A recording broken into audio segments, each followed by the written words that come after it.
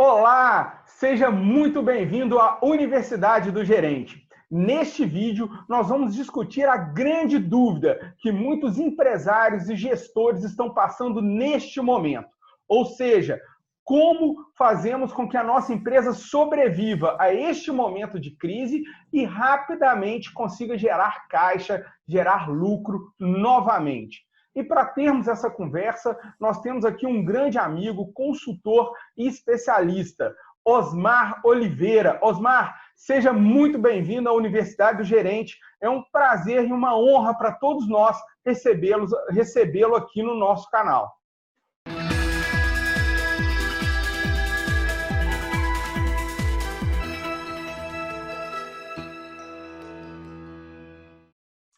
Joia, Zé Júnior. Um prazer muito grande estar aqui, um canal que só tem feras. E muito importante a gente estar batendo esse papo hoje sobre gestão empresarial. Vou fazer esse bate-papo com vocês com foco específico na gestão financeira também, ela como suporte para toda a tomada de decisão que nós temos que fazer nos nossos negócios. E o objetivo aqui é que os nossos gerentes que estão aqui conosco hoje se fundamentem, tenham clareza, entendam a importância do planejamento, de dominar a metodologia, de analisar indicador para tomar uma decisão consciente nesse momento tão desafiador que nós estamos vivendo. Fantástico, Osmar. Muito obrigado pela sua participação. Para a gente iniciar, então, essa conversa, eu acho que a dúvida que todos os gestores, todos os empresários, empreendedores e gerentes têm nesse momento é especificamente sobre a sobrevivência das suas empresas, né? Então, sobre a sobrevivência da organização, da empresa, quais são suas primeiras dicas ou sua primeira análise sobre a sobrevivência das empresas nesse momento? Ou seja, o que o empresário, o que o empreendedor, o que o gerente tem que fazer na sua organização para garantir a sua sobrevivência ou para aumentar as chances de sobrevivência da sua empresa? Zé Júnior, olha que legal essa provocação, esse objetivo desse nosso contato hoje, desse nosso bate-papo. Todos vocês sabem que uma empresa lucrativa, ela pode quebrar caso ela não consiga converter o lucro que ela gera, que ela apura, em caixa. Muitas das vezes a gente tem abordagens onde nós falamos da importância de uma empresa ser lucrativa e ela controlar muito bem as suas entradas, as suas saídas em função da sua política comercial, sua gestão de estoque, os seus investimentos no imobilizado, para que aquele lucro que seja gerado ele seja convertido em caixa e a empresa possa cumprir com suas obrigações, manter sua capacidade operacional. Porém, nos dias de hoje, a gente está com um desafio muito diferente de tudo que nós já vivemos até então. As nossas empresas que até então eram lucrativas, neste momento, uma grande parte está operando com prejuízo. E nesse momento, a gente, em momento algum, está dizendo que a gente vai deixar de dar atenção para o nosso caixa.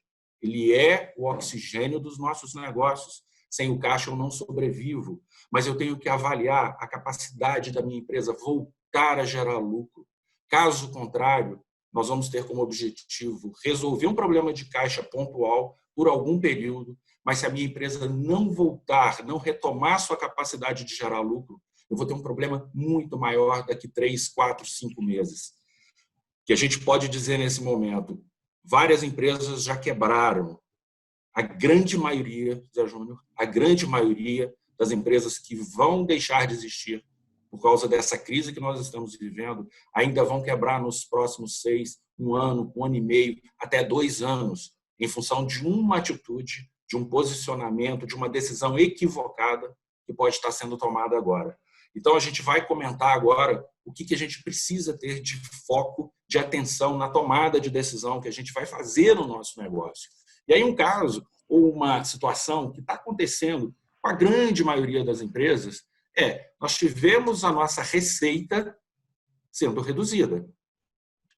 As receitas de todas elas, ou de praticamente a grande maioria, foram fortemente abaladas. Essas receitas, quando caem, acabam gerando prejuízo. O prejuízo acaba impactando o meu caixa. Sim, eu sinto necessidade de ter um fluxo de caixa positivo para que eu possa cumprir minhas obrigações com fornecedores, com os impostos, com a minha estrutura como um todo. Porém, o momento em que eu começo a ter falta de caixa, e essa falta de caixa gerada pelo prejuízo, por falta da operação que já não está mais normal, eu começo a ter como objetivo trabalhar os meus fornecedores. Eu posso ou não postergar o pagamento a eles. Eu posso ou não postergar os impostos. Eu começo a olhar para a minha estrutura fixa e vejo o que eu preciso cortar. Neste momento, a grande maioria dos gestores, dos empresários, dos gerentes que estão aqui conosco, tem como desafio fazer com que o caixa da sua operação esteja positivo. E não está sendo fácil isso. O grande objetivo nesse momento é preservar o caixa, né? É fazer com que tenha dinheiro em caixa. Só que aí, na sua fala também, me lembra a necessidade de reforçar isso com os nossos seguidores aqui do canal do YouTube. Fazer caixa nem sempre é fazer lucro, né? O lucro é diferente de caixa. O que é isso? É muito normal, eu já vi isso acontecer várias vezes, empresas falirem fazendo caixa, realizando muita venda, mas uma venda que gera prejuízo. Então, a gente tem que ter cuidado com isso. No momento de crise, no momento que eu preciso ter uma injeção de capital, geralmente o que eu faço? Eu abaixo o preço de produto, eu abaixo o preço de serviço, né? Eu faço com que o estoque gire para que eu tenha recurso no meu caixa. Mas, geralmente, esse desconto, em alguns casos, gera até prejuízo. Mas você precisa ter o dinheiro em caixa. Então, a gente tem que ter cuidado com essa diferenciação. Dinheiro em caixa nem sempre quer dizer lucro, né? E aí, com o passar do tempo, eu colocando dinheiro em caixa, mas sem gerar lucro, com o passar do tempo, o caixa já não é mais sustentável, porque eu vou ter que pagar dívidas bancárias, eu vou ter que pagar grandes juros e por aí vai. É mais ou menos isso, Osmar? Ou eu fugi muito aqui do nosso tema? Zé Júnior, você foi certeiro. Esse é o ponto. Antes da crise, mais uma vez, empresas que eram lucrativas, se não dessem uma atenção para o caixa, podiam sim se complicar. Porém, nesse momento agora, nós temos a grande maioria das empresas operando com prejuízo. E se elas tiverem uma atenção única e exclusivamente com o caixa, esse caixa positivo, que pode ser gerado em função dessas ações, vender por um preço muito baixo, eu posso estar reduzindo o meu estoque. E olha, um ponto importantíssimo nesse momento, a gente está tendo a disponibilização de algumas linhas de capital de giro para preservar as empresas nesse momento. Muitas delas, inclusive, te dão o capital de giro desde que você faça a manutenção da sua folha salarial. Elas estão preocupadas, inclusive, com a preservação do emprego, com a preservação da renda. Qual que é o grande desafio ou qual que é o grande problema que esse tipo de tomada de decisão pode trazer? Eu reduzo o meu estoque. Ok, isso faz parte de uma boa gestão. Eu tenho que fazer isso sempre, analisar o meu estoque. Mas se em algum momento a minha operação, o meu caixa passa a ficar positivo porque eu consegui ter acesso a uma linha de crédito, mas eu não reverti a minha capacidade de gerar lucro, o que vai acontecer nos próximos meses? Eu não vou conseguir pagar o empréstimo que foi o responsável por gerar caixa positivo. O que a gente está dizendo aqui agora, e alinhando a sua fala com o que eu estou dizendo? Se eu não recuperar como gestor a capacidade da minha empresa gerar lucro no médio prazo, eu vou quebrar lá na frente. O crédito, o caixa positivo nesse momento, que é importantíssimo para o nosso negócio, se ele for simplesmente sanado, eu tiver como foco caixa e não gerar lucro, lá na frente eu vou ter o problema de estar acumulando um prejuízo muito maior nos próximos meses e não ter recursos para pagar o endividamento que eu captei hoje. Então, é muito importante que, ao tomar uma decisão hoje, eu tenho sim que buscar caixa para poder preservar a capacidade operacional do meu negócio, se eu percebo ou consigo mapear que esse caixa ele vai me dar o fôlego, ele vai me dar a base suficiente para eu reverter o cenário de prejuízo hoje, converter ele em lucro na frente e eu salvar o meu negócio. Se isso não acontecer, é o que eu disse inicialmente com você, empresas vão quebrar daqui 6, 1 ano, 1 ano e meio, 2 anos. Por quê? Porque vão continuar operando com prejuízo esse período todo, mas de uma maneira ou de outra, eles conseguiram caixa para se manter vivos. E isso é extremamente preocupante. É um momento delicado. O caixa é a razão, muitas vezes, da existência de uma empresa, desde que essa empresa tenha a capacidade de gerar lucro. Caso contrário, isso não vai acontecer. O que você acha disso? Inclusive, torna-se até prejudicial, né? Até um grande problema, porque imagina, a empresa não está gerando caixa. Aí, em vez dela conseguir. Não, a empresa não está gerando lucro, né? Em Sim, vez sim. dela conseguir gerar lucro, para aí sim ela ter o capital de giro, não, ela vai e pega um capital de giro de terceiro, pega um capital de giro do banco, coloca dentro da empresa, mas ela continua sem gerar lucro. Com o passar do Perfeito. tempo, essa empresa vai ter consumido aquele capital que um empresário pegou no banco. E com o passar do tempo, né, o que vai acontecer é que ele vai ter uma dívida maior do que ele teria hoje. Então, imagine a seguinte situação: a empresa está sem gerar lucro e ela vai lá e pega um empréstimo, mas ela não altera a forma de trabalho para que possa vir a gerar lucro. Ela continua simplesmente funcionando da mesma forma que funcionava antes, sem gerar lucro.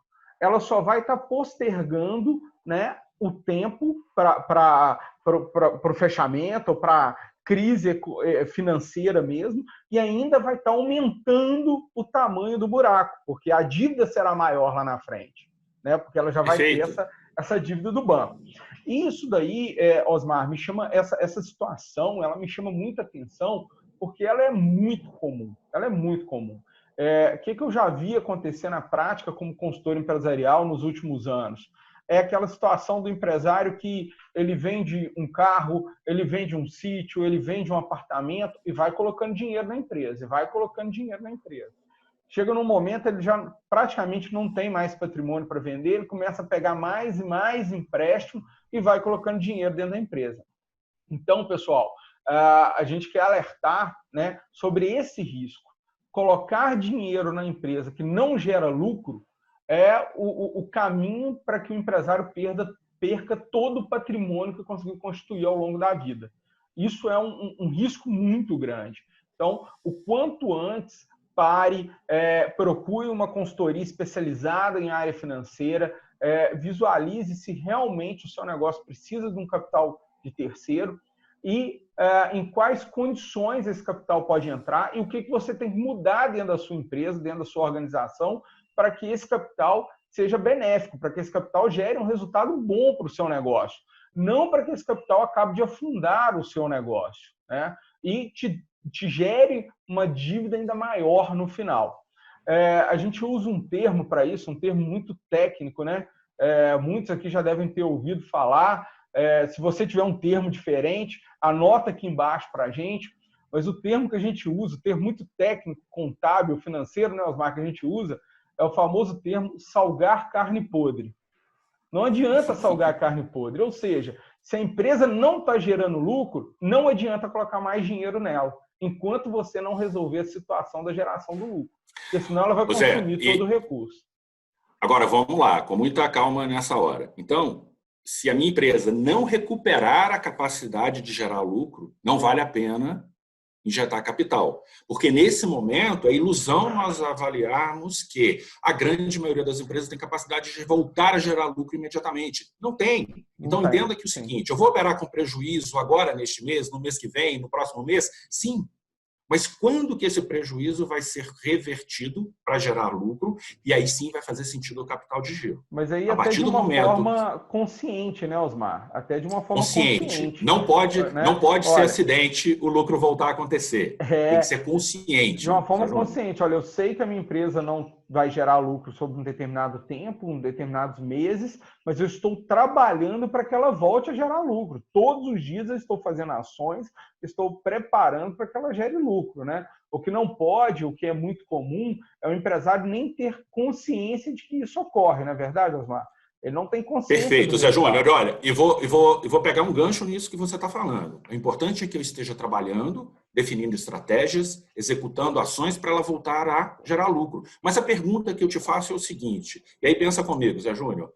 Se você soubesse que as suas estratégias de hoje, as suas ações que estão sendo executadas e foram definidas hoje, se elas vão ou não gerar o resultado que você deseja, o que você faria neste momento? Vamos lá, de novo. Se você soubesse o resultado do seu negócio nos próximos 3 meses, nos próximos 6 meses, você manteria ou não as atuais estratégias e ações? E aí entra o ponto da gestão econômico-financeira, juntamente com a gestão empresarial como um todo. A gestão empresarial tem que ser suportada pela gestão financeira para que você tenha segurança de que aquilo que você está fazendo hoje vai gerar o resultado lá na frente. A gente não pode se dar ao luxo ou aceitar que eu vou trabalhar, eu vou me dedicar, eu vou fazer tudo o que eu posso para que lá na frente o resultado volte a aparecer. É possível mapear se o que você está fazendo hoje vai dar ou não o resultado. E aí eu confirmo ou não a manutenção das minhas estratégias, a execução das minhas ações. E se você soubesse o resultado de projeção do seu negócio para os próximos meses, será que você manteria suas ações e estratégias hoje? É sobre isso que nós vamos detalhar daqui a pouco. Entendo, entendo. Então, assim, a grande questão é eu conseguir ter a visão, né, trazer isso para a razão, para a luz, né, eu conseguir ver os números da minha empresa e eu conseguir ter a consciência das ações que eu estou tomando, se elas estão concadenadas com o que eu quero para o futuro, se elas vão gerar algum resultado, seja no médio ou no longo prazo, correto? Correto, Zé Júnior. E a partir do momento que eu trago esse resultado futuro para o dia de hoje, eu tenho a fundamentação para tomar decisão. Fantástico. Eu vou reduzir os meus ativos, eu vou vender patrimônio, eu vou injetar recursos no meu negócio. Com qual objetivo? Porque lá na frente eu estou entendendo que isso vai ser o suficiente para manter a minha história viva. Caso contrário, muitas das vezes, eu não vou tomar a decisão que eu vou fazer, que eu estaria definindo de ser tomada hoje. Perfeito. Fantástico. Mas aí você tocou um termo aí que me preocupa um pouco, né? Quando você fala de projeção de cenários, né? A percepção que a gente tem e principalmente quando a gente conversa com empresários de pequeno, de médio porte, empresas familiares, inclusive, né? A percepção que se tem é que essa questão de cenários econômicos, de projeção de cenário empresarial é algo para multinacional, é algo para empresa gigantesca. Como é que isso vem na prática para essas empresas aqui, reais, né, que a gente vê no dia a dia? Como é que eu vou implementar isso na farmácia da esquina ou num supermercado aqui da cidade, aqui do bairro? Enfim, como é que a gente pode pegar algo como os cenários, né, como análise de cenário e trazer para a realidade da micro e pequena empresa? Júnior, é uma grande ilusão a gente achar que gestão eficiente, gestão no detalhe, gestão com ferramenta mais detalhada, que me permite uma análise mais profunda de dados, é coisa de grande empresa. A pequena pode sim estar fazendo isso, desde que esteja a ferramenta correta. Se ela tiver a ferramenta correta, entender o que ela está fazendo, o que a grande pode fazer, a pequena pode também ter uma referência muito interessante. Então, eu acho interessante que nesse momento, mas só para fechar esse raciocínio, o que a grande tem em capacidade de gestão, o pequeno também pode ter. E o pequeno pode ter capacidade de gestão, inclusive em flexibilidade e rapidez de tomada de decisão, para agir rápido e aproveitar o mercado muito rápido, né? Aproveitar as novas tendências de mercado muito rápido. E quando você fala, Osmar, em ferramentas, eu quero fazer uma outra observação aqui, né? A ferramenta da grande empresa é lá um SAP, um software de milhões de reais e tudo mais. Mas, pessoal, quem está aqui nos assistindo, Excel. Esse Excel que você tem aí no seu computador, que eu tenho aqui no meu, Excel dá para fazer milagres. Excel dá para você analisar dados, para você fazer projeções e para você gerar informação para tomar de decisão com muita rapidez, com muita flexibilidade, né, com uma forma muito, muito tranquila de lidar. Né? E sem que você tenha que ter um grande conhecimento em Excel. Você pode adquirir planilhas prontas, você pode entrar no YouTube e assistir aqui mesmo no YouTube e assistir sobre planilhas de Excel para calcular ponto de equilíbrio, para calcular uma DRE, por exemplo. Enfim, até a gente usa muito num projeto do Trilhas, com o Fernando Silveira, muito planilhas de Excel para tomada de dados, para tomada de decisão de inteligência comercial. São curvas ABC que a gente consegue gerar ali na planilha de Excel e conseguir gerar informação e tomar dados. Então, pessoal, quando a gente fala de ferramentas, não é uma ferramenta muito complexa. É o próprio Excel, uma ferramenta simples que o computador de todo mundo aí tem à disposição. Não é isso, Osmar? Lógico, precisa saber Perfeito. usar, precisa ter a ferramenta correta, precisa saber analisar os dados, e aí você pode fazer alguns cursos, até mesmo os cursos do Sebrae, ou contratar um consultor para ir até a sua empresa, ou para te atender à distância, como tem sido agora, mas te ajudar a analisar e tomar a decisão com base nos dados. Não é, Osmar? Perfeito, Zé Júnior. O importante é a gente saber, existem ferramentas mais avançadas e existem ferramentas mais básicas, e o Excel é fantástico quando a gente consegue alimentar no Excel os dados, as informações necessárias para que a gente tenha a fundamentação. Perfeito, eu estou concordando inteiramente com o que você está dizendo. Então, vamos mostrar para o pessoal como é que a gente pode tangibilizar, através dessas abordagens que a gente fez, através desses conceitos, o que pode vir a ser a projeção de resultados do meu negócio? Ótimo, vamos lá. Então, bacana. Eu vou colocar aqui para vocês um slide, deixa eu compartilhar a tela aqui com vocês. Nessa tela, pessoal, eu vou fazer com vocês a análise de projeções que eu chamo análise das 5 variáveis. Vamos entender o que é isso nos próximos slides, mas antes, vamos contextualizar o que a gente vai apresentar. Vamos imaginar um negócio, por exemplo, uma loja. Essa loja, ela tem como faturamento 100 mil reais. Faça analogia para o seu negócio. Se o seu negócio fatura 100 mil, fatura 1 milhão, 10 milhões, não importa. A base 100 aqui é só para a gente ter uma referência de análise. Então, essa loja, que fatura 100 mil reais por mês, ela tem na sua estrutura de custos e despesas variáveis um valor de 60 mil reais por mês. O que são esses custos e despesas variáveis? São os impostos que eu pago mensalmente em função da minha venda, o meu fornecedor. Quanto mais eu vendo, mais eu tenho de custo para pagar para esse fornecedor. É o custo da minha mercadoria. Se eu tiver com um negócio de prestação de serviço, é o custo do serviço prestado na indústria, o custo do produto vendido, a minha matéria-prima, meus insumos. Todos aqueles que são variáveis estão alocados neste campo de custos e despesas variáveis. 60 mil reais. A minha estrutura fixa dessa loja, neste exemplo, está em 33 mil reais. O que é essa estrutura fixa? A minha equipe que eu pago todo mês, o meu prolabore, a contabilidade, os aluguéis, 33 mil reais. Faça chuva ou faça sol, esteja a sua empresa operando com lucro ou com prejuízo, ela tem que arcar com 33 mil reais todo mês. É o chamado custo e despesa fixa, sua estrutura que não muda, independente da quantidade da sua venda. Neste cenário dessa loja, nós faturamos 100 mil reais, pagamos 60 mil de variável, imposto, mercadoria, comissão vendedor, pagamos 33 mil reais, aluguel, contabilidade, salário, prolabore, sobrou 7 mil reais. Estes 7 mil reais sobre o meu faturamento me gera um resultado de 7%. Esse é o cenário pré-crise.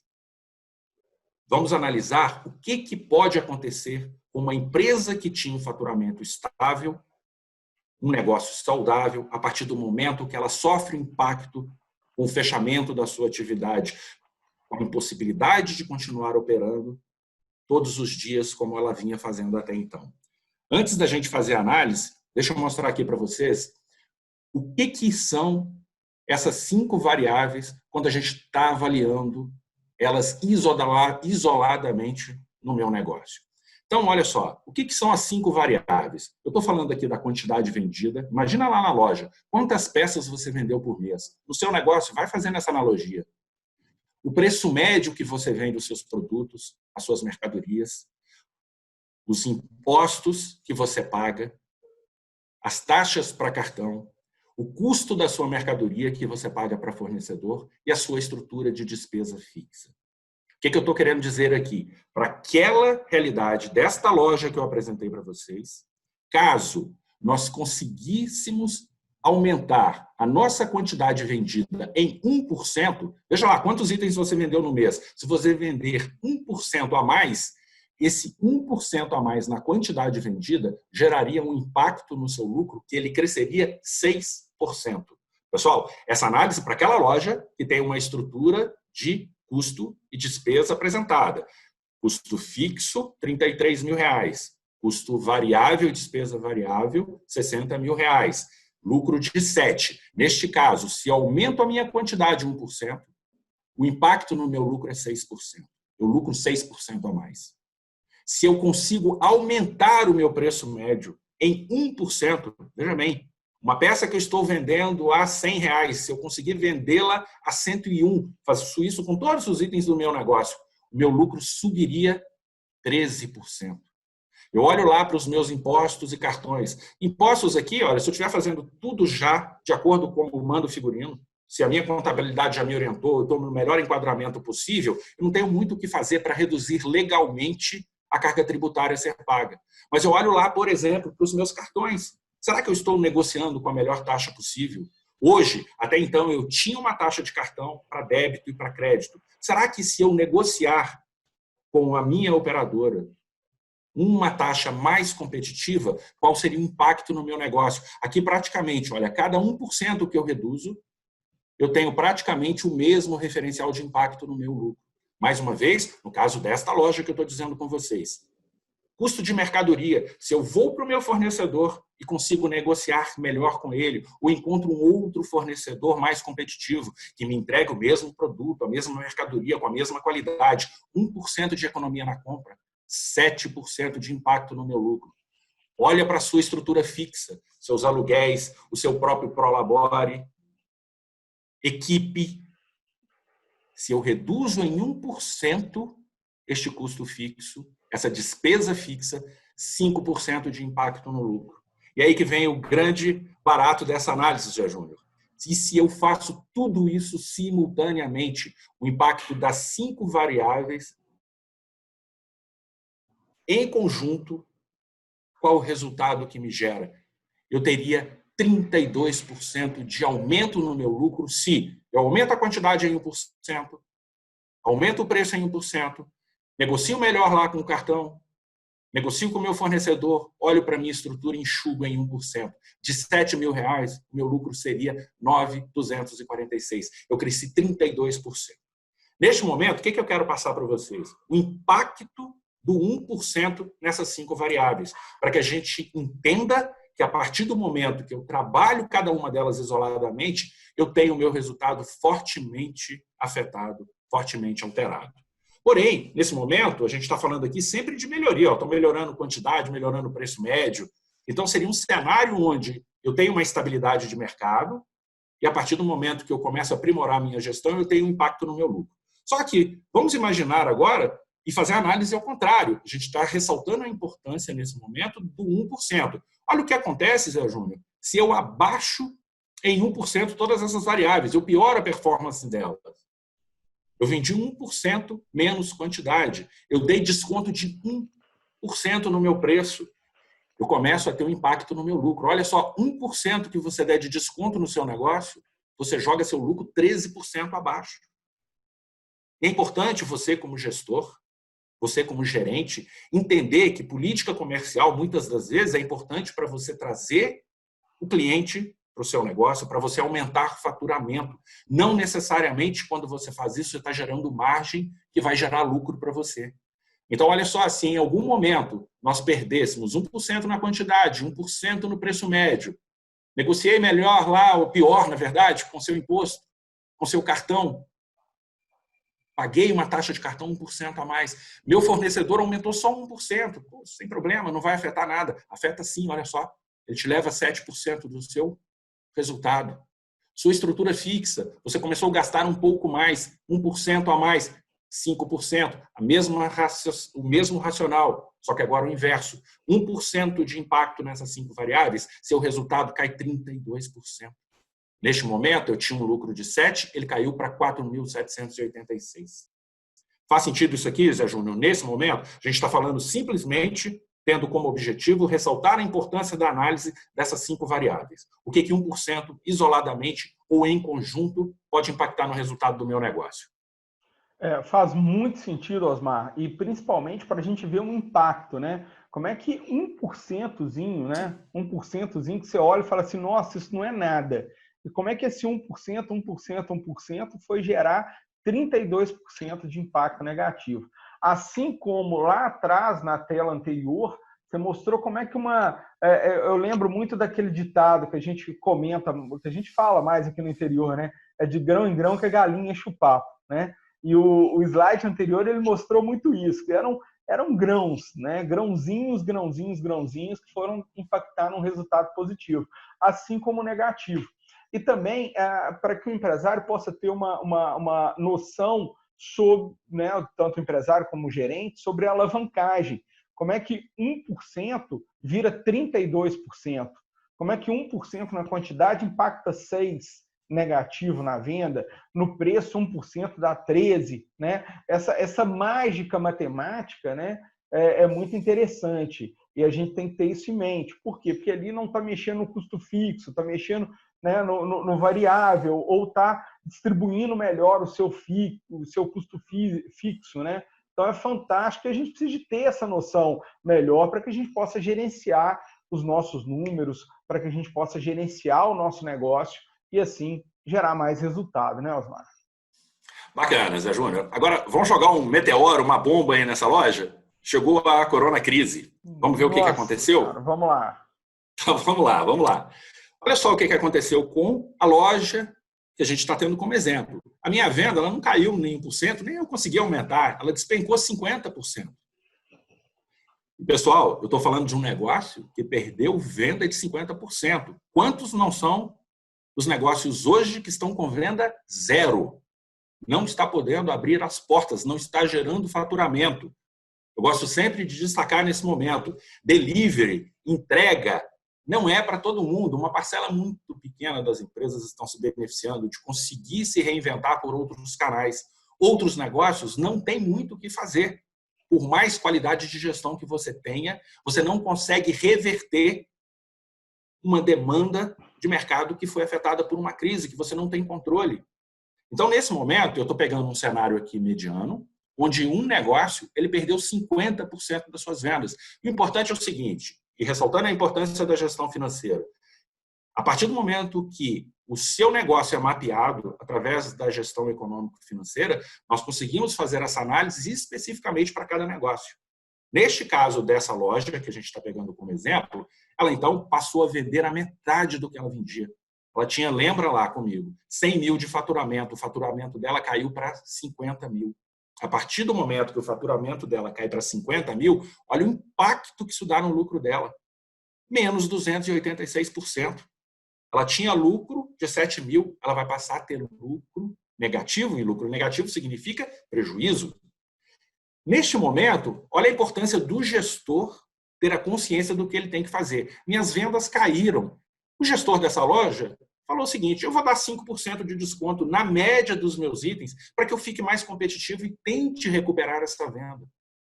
Quando eu dou 5% de desconto no meu preço, isso de maneira geral, isso vai jogar o seu lucro 64% para baixo. E aqui você tem que ter uma consciência muito grande. A sua venda caiu. Será que é em função de preço? Ou será que foi uma situação externa que você não tem controle? E o que eu estou querendo dizer aqui é o seguinte, tem ou não tem necessidade de dar desconto quando a sua venda cai? Será que você conseguiu recuperar ou não o seu resultado em função dessa política comercial? Neste caso aqui, olha, impostos e com cartões eu não consegui enxergar nenhuma brecha legal para reduzir imposto, sempre importante destacar isso. Não consegui negociar nada com o meu cartão. Meu fornecedor se manteve da mesma maneira, não me deu desconto. Diferentemente do que eu fiz para o meu mercado, olha só, eu dou desconto para o meu mercado, meu fornecedor não. Minha estrutura de despesa fixa continua tal como estava, em 33 mil reais. O que acontece com o resultado desta loja? Menos 318%. Eu tinha um lucro de 7 mil. De um mês para o outro, eu começo a apurar 15.250 de prejuízo. E aí eu começo, como gestor, ficar preocupado, como empresário ficar preocupado, e começo a tomar as minhas ações que são reativas a uma situação de desespero que eu começo a viver. Vamos para o próximo slide. O que esse gestor, o que esse empresário faz? E aí vocês, gerentes que estão aqui conosco. Muitos de vocês, a partir do momento que a venda caiu, que você deu um desconto e percebeu que isso não foi suficiente, você olha para a sua estrutura fixa e começa a trabalhar a redução. Aqui começa a doer na carne as ações que eu começo a fazer. Como é que eu reduzo a estrutura fixa em 30% de um negócio? Eu começo a cortar pessoal, eu começo a tentar renegociar com fornecedor, com aluguel, com contabilidade, ótimo, mas nem sempre isso é possível. Esses 30% geralmente são conseguidos quando eu começo a reduzir a estrutura de pessoas, quando eu começo a deixar de fazer as minhas retiradas tal como eram previstas. Necessário fazer esse corte, extremamente doloroso. E aí eu começo a avaliar. Minha ação de reduzir 30% na estrutura fixa, ela faria isoladamente com que o meu lucro subisse 141%. Só que eu tenho menos 64, menos 286 da quantidade do preço médio. No geral, o meu resultado agora caiu 176. Eu recuperei um pouco do problema que eu estava gerando, mas o problema ainda está aqui. Menos 5.350 de prejuízo no meu negócio. Olha como é que muitas vezes, Zé Júnior, aí vamos chamar atenção para o que aconteceu aqui. Como é que eu posso reduzir despesa fixa olhando para a minha equipe? Quantos não foram os gestores que tomaram a decisão, junto com os empresários, de aderir às medidas que o governo apresentou, de poder fazer suspensão da folha, de fazer redução da jornada com consequente redução do salário? Quando eu faço suspensão da folha, quando eu faço redução da jornada, a minha despesa com o pessoal, o meu custo com o pessoal, ele cai. Ele impacta diretamente no meu resultado. Ele não foi o suficiente para reverter a queda do volume de vendas. Isso é o que muita empresa está vivendo hoje.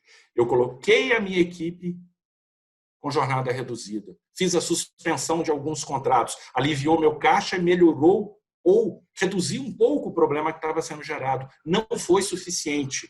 Agora, olha a importância da projeção de resultados futuros. A gente faz a redução da jornada e suspensão por 2 e 3 meses. O que acontece agora quando esse programa ele tem que voltar e tem a segunda parte, o segundo tempo da exigência desse programa? Eu coloquei minha equipe em suspensão, agora eu não posso demiti-la por... Eu coloquei a minha equipe com jornada reduzida. Agora, eu não posso fazer redução dessa equipe. Muitas vezes é necessário, pessoal.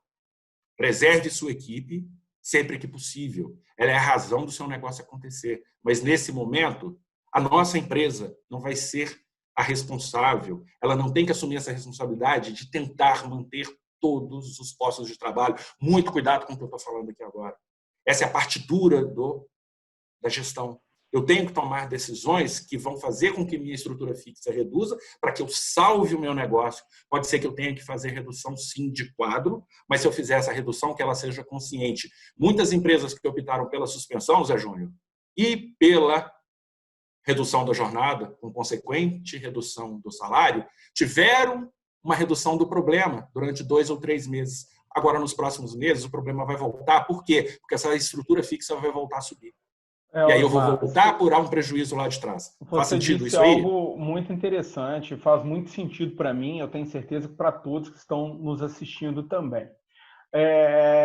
Isso tem que ser muito bem pensado, né? Quem eu vou colocar de licença, de que forma. Por exemplo, tem uma empresa que eu comecei uma atuação recente e eles colocaram de licença justamente a equipe comercial. Uhum. Então, assim, é uma empresa que é baseada em venda por telemarketing, quer dizer, era para o comercial estar funcionando a todo vapor, aí você chega lá, o comercial está trabalhando meio expediente. Então, você já está no momento de demanda reduzida e ainda reduz o esforço de venda. Então, isso é algo que a gente está revendo nessa empresa e fica aí o alerta para todos. E, Osmar, eu fiz um vídeo com o professor Rafael Glavan, vou deixar o link aqui em cima também, que fala justamente sobre o momento da demissão agora na pandemia, se é o momento ou não, como você identificar se está nesse momento e, principalmente, como realizar essas demissões. Porque, lembre-se, nós temos que realizar demissões de uma forma humanizada, né? Nós Perfeito, não podemos Zé. Perfeito, perfeito. Né? E eu falo isso como consultor empresarial, como administrador e também como advogado, tá? Porque se você demite, ainda gera mais passivo trabalhista pela forma como você fez a demissão, e lá nesse vídeo, eu e o professor Rafael, a gente conversa muito sobre isso, demissões sendo feitas por WhatsApp de grupo, por chamada coletiva, enfim, estão acontecendo aberrações, né? Então, vale a pena você assistir esse vídeo e ter uma noção melhor de como fazer uma demissão de forma humanizada e reduzir o risco desse passivo também para a sua empresa. E assim como o Osmar está dizendo aqui, eu também sou muito dessa política, né, Osmar?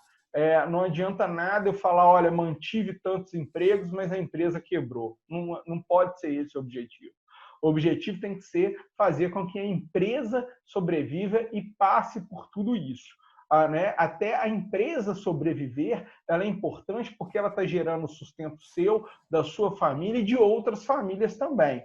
Agora, eu manter todos os funcionários, mesmo sem poder, e colocar a empresa ainda mais risco, o impacto negativo para a sociedade é muito maior do que realizar as demissões agora, no momento que elas têm que ser feitas.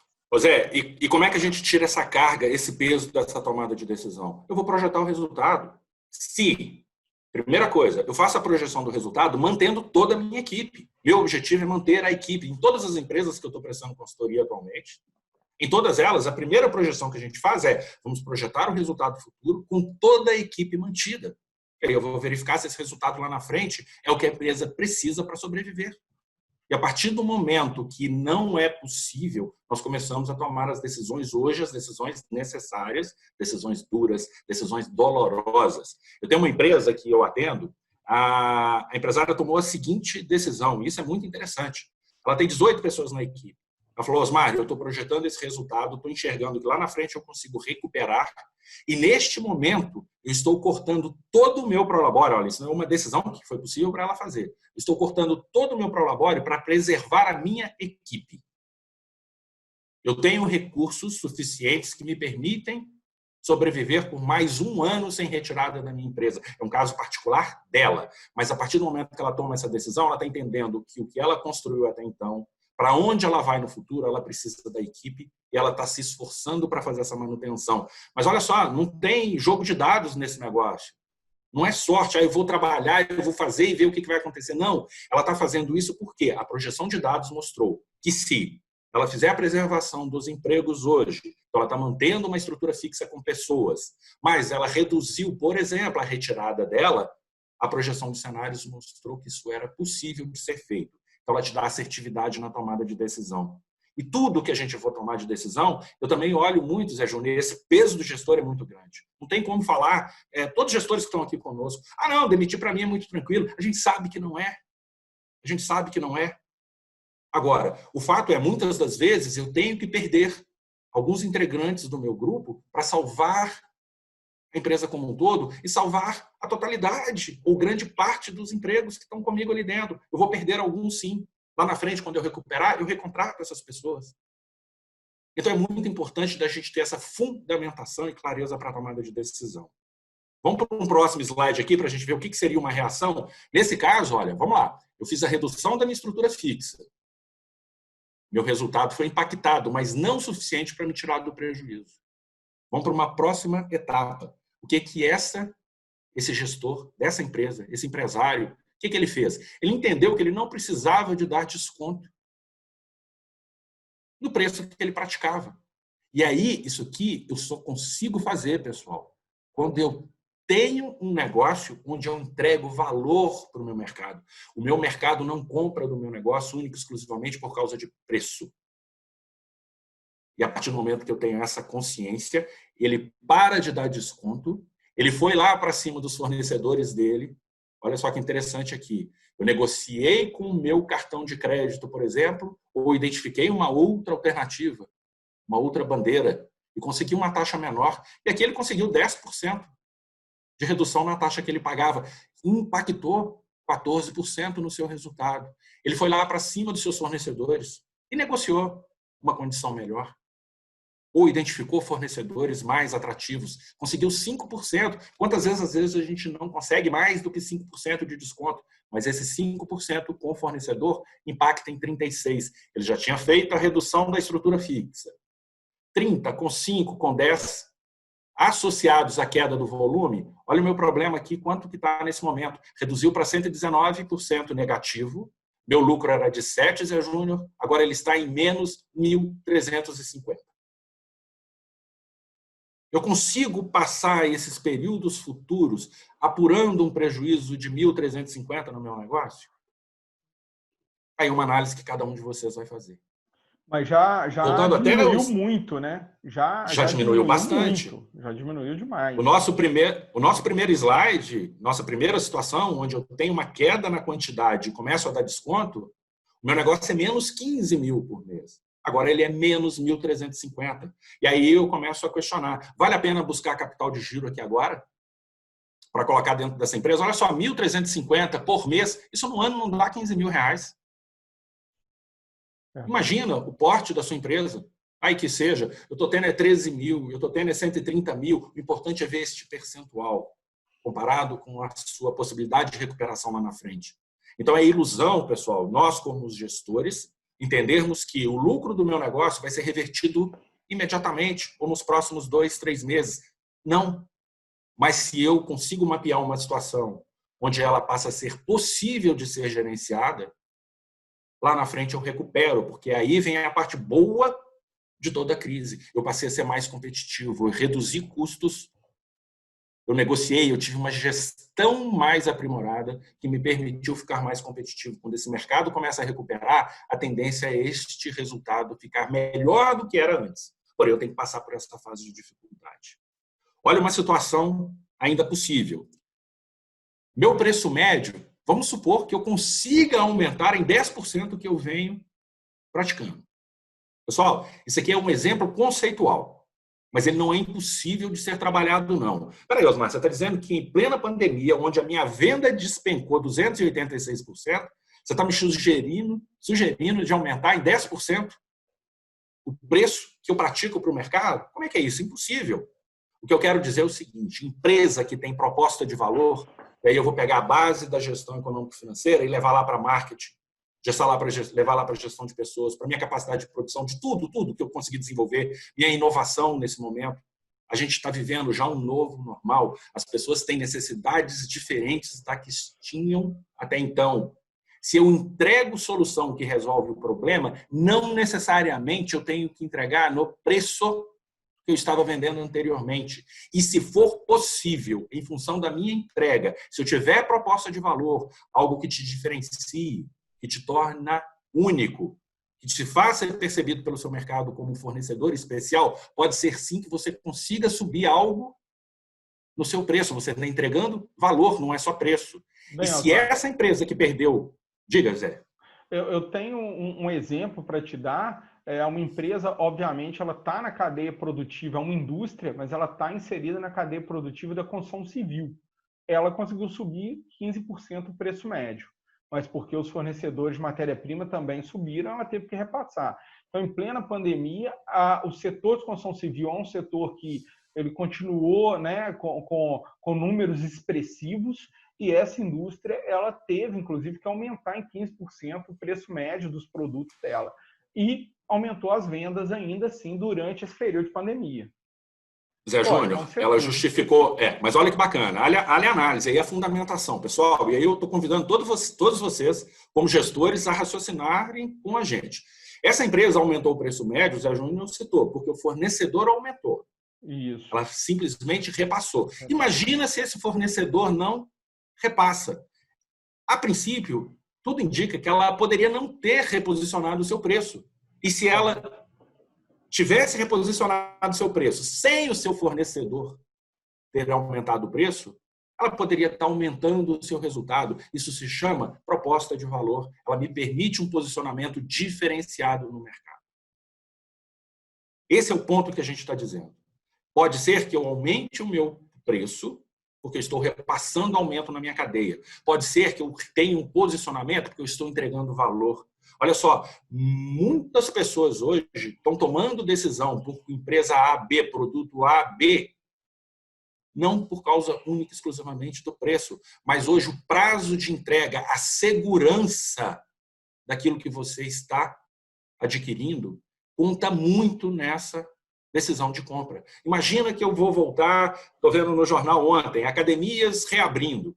E aí, em determinado momento, eu vou começar a fazer exercício agora porque eu estou fora de forma. Eu fiquei 90 dias aqui totalmente sem fazer nenhum movimento, nenhum exercício físico, e estou sentindo que isso é uma necessidade, que eu preciso dar uma atenção. Ok, aí eu vou olhar a academia A, B ou C e estou vendo que tem preços muito diferentes no mercado. Neste momento, hoje, olhando sob o ponto de vista da minha análise, que não quer dizer que é a análise de todo o mercado, mas eu possivelmente optaria por um fornecedor que me desse segurança de que eu não me contaminaria ali dentro. E pode ser que o fato dele estar me entregando segurança, pode ser que ele tenha um preço mais elevado, porque ele está com uma capacidade de atender pessoas reduzida, ele está dando uma atenção maior com a higienização, ele colocou um funcionário específico para cuidar desse ponto. Isso eleva a minha estrutura de custo e de despesa? Ok, mas pode ser que eu tenha um reposicionamento mais elevado, porque a percepção é que o mercado compraria a segurança da entrega e não necessariamente preço. Então, quando a gente coloca aqui, Zé Júnior, voltando para o nosso gráfico, eu percebo que em alguns negócios eu não vou conseguir mexer no preço, não. Em outros, pode ser que eu consiga sim. E não preciso reposicionar preço a partir do momento que o meu fornecedor reposiciona também. Eu posso avaliar se isso é possível no meu negócio. Por quê? Porque a minha quantidade de vendas caiu 50%. Aí eu reposicionei meu preço, negociei melhor com o cartão, negociei melhor com o meu fornecedor, reduzi minha estrutura de despesa fixa. Olha o que aconteceu com o meu resultado agora, ele caiu 54%. Eu tinha 7 mil, quando cai 54%, eu estou agora com um resultado de 3.200. Mas o que é o ponto interessante desses 3.200 aqui? É que até então nós tínhamos resultado negativo. A partir de agora, eu comecei a apurar lucro em plena pandemia. Eu recuperei a capacidade da minha empresa em gerar lucro. Olha a importância do gestor fundamentado nesse processo como um todo. Quando ele reduz estrutura fixa, associada a uma performance melhor de gestão, a um posicionamento adequado de preço em função do valor que ele entrega, eu reverto o resultado do meu negócio. E lá na frente, quando eu começar a recuperar a minha capacidade de venda, esse resultado tende a começar a subir.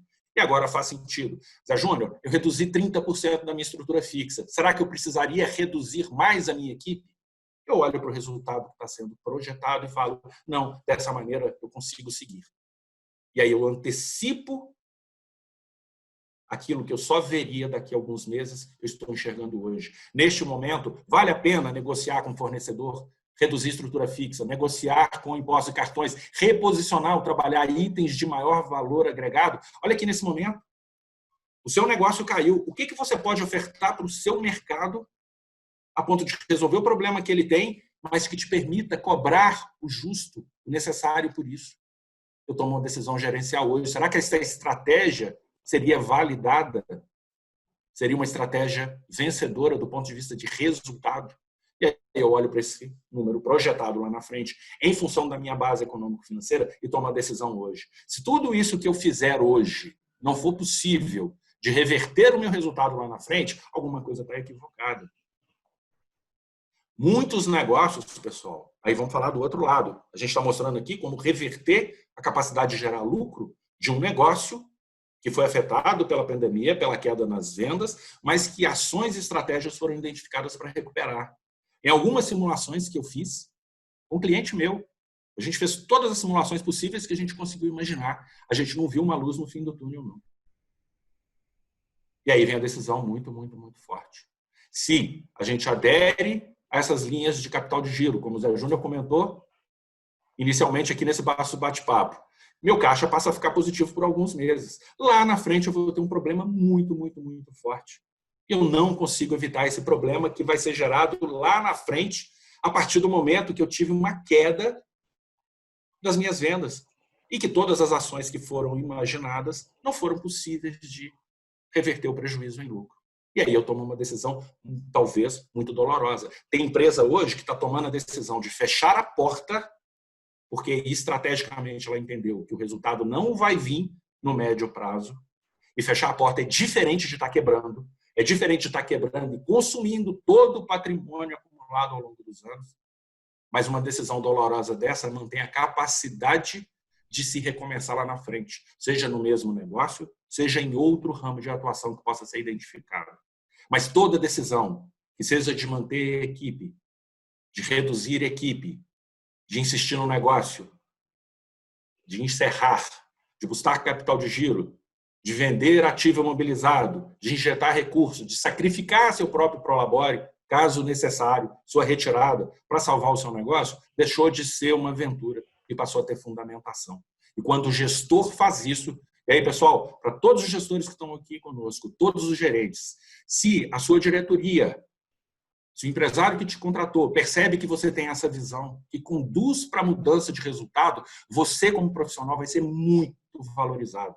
O seu passe no mercado ele cresce muito, porque você está ali não somente para apagar incêndio, que incêndio acontece, a gente tem que apagar, mas a sua atuação passa a ser decisiva na capacidade de gerar resultado, de converter um prejuízo atual em lucro futuro. E quando você faz isso, você é valorizado, é reconhecido, e isso é muito gratificante do ponto de vista profissional. Eu gostaria de deixar isso muito bem enfatizado com todos vocês. Faz sentido aí, Júnior? Faz muito sentido. Eu costumo dizer aqui, já disse isso em vários vídeos, e eu falo isso muito também nos treinamentos presenciais. A gente vale a nossa capacidade, ou a percepção que se tem da nossa capacidade de resolver problemas. Então, quanto mais preparado eu tiver para resolver problemas, maior será o meu valor para o mercado. Seja uma empresa, seja um profissional na sua vida profissional, aonde seja, né? Quanto mais bem preparado nós estivermos para resolver problemas, mais bem avaliado nós seremos. Pessoal, aqui, para a gente seguir, gestão financeira, importantíssimo para que você conduza o seu planejamento estratégico, sua gestão de vendas, sua gestão de pessoas, sua produção. Se você soubesse projeção de resultados do seu negócio, do negócio que você gerencia, você faria algo de diferente hoje? É a nossa pergunta provocativa. O que você está esperando para fazer essa projeção, para tomar decisão fundamentada? Vamos voltar aqui para o nosso bate-papo, Zé Júnior? Vamos. Parei de compartilhar e bacana. Fantástico. Então, assim, tem até um vídeo, eu vou deixar o link aqui em cima, que eu discuto muito o modelo de gestão artístico e o modelo de gestão científico. Essa é uma outra tecla que eu tenho batido várias e várias vezes aqui com os nossos seguidores, né? O que é o modelo de gestão artística? É aquele centralizador, baseado no feeling, enquanto o modelo técnico-científico de administração, de gestão, é baseado em números, em fatos, em dados, e a tomada de decisão é muito mais rica, e os resultados são estáveis, né? Então, a gente tem que amadurecer cada vez mais o nosso modelo de gestão, e para isso eu preciso ter controle do meu negócio. E, pessoal, eu já repeti, eu já falei isso outras vezes e vou falar novamente. Ter controle do meu negócio não é colocar mais câmeras de vigilância dentro da empresa. Ter controle do meu negócio é ter os números na mão, é ter planilhas de Excel ou relatórios dos softwares com números. Os números é que controlam a minha empresa, não as câmeras. Então, muito cuidado com isso. Osmar, chegando então aqui ao final da nossa conversa, do nosso bate-papo, qual que é a sua mensagem final? Qual a mensagem final que você quer deixar para os nossos empresários, para os empreendedores, para os gerentes e gestores que nos seguem aqui no nosso canal? Júnior, primeiramente, queria te agradecer pelo convite. Fiquei muito feliz de estar aqui com você, de bater esse papo, que tem como objetivo transformar resultados das empresas. E agradeço a todos que estão aqui conosco, assistindo a esse vídeo, que possam se fundamentar e que tenham plena consciência. O resultado que vai ser gerado no negócio de vocês vai depender de fundamentação, vai depender de ter clareza para que se tome decisão assertiva. Não pode ser um acidente o que vai acontecer com o seu negócio daqui a alguns meses.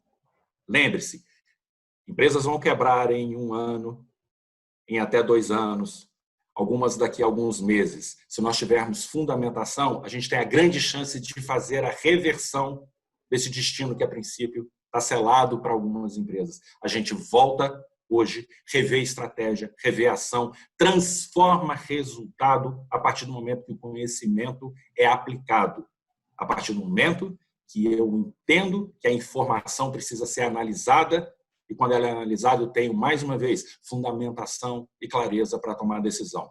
Queria deixar uma mensagem de incentivo para todos os gestores, todos os empresários que estão aqui conosco, para que não abram mão de buscar fundamentação na tomada de decisão. E espero que todos tenham um sucesso lá na frente, que a gente consiga passar por essa crise de maneira menos dolorosa, como ela está sendo, e que lá na frente a gente consiga restabelecer, reconstruir tudo aquilo que sempre foi a razão da nossa existência, que é a manutenção sustentável das nossas empresas. Fantástico, Osmar. Muito obrigado. Em nome de toda a equipe da Unigerente, eu agradeço a sua participação. Quero dizer que nós todos nos sentimos honrados em recebê-lo aqui no nosso canal, aqui na Universidade do Gerente. Muito obrigado por ter compartilhado o seu conhecimento conosco. Foi muito esclarecedor. Tenho certeza que quem estiver nos assistindo, quem nos assistir, vai poder mudar muito do seu modelo de gestão e muitas empresas serão salvas por essa análise, por esse conhecimento que você passou para nós. E para quem está nos assistindo, para quem está nos acompanhando, aproveite também para conhecer outros vídeos, artigos publicados pelo Osmar. Aqui embaixo desse vídeo tem todos os canais de comunicação do Osmar, o site da Terax, tem também os canais, as mídias sociais, e aí você pode acompanhar o Osmar e continuar tendo mais desse conhecimento com você. Então, muito obrigado a todos, foi um prazer estar com vocês e aproveite para conhecer mais da Universidade do Gerente. Muito obrigado.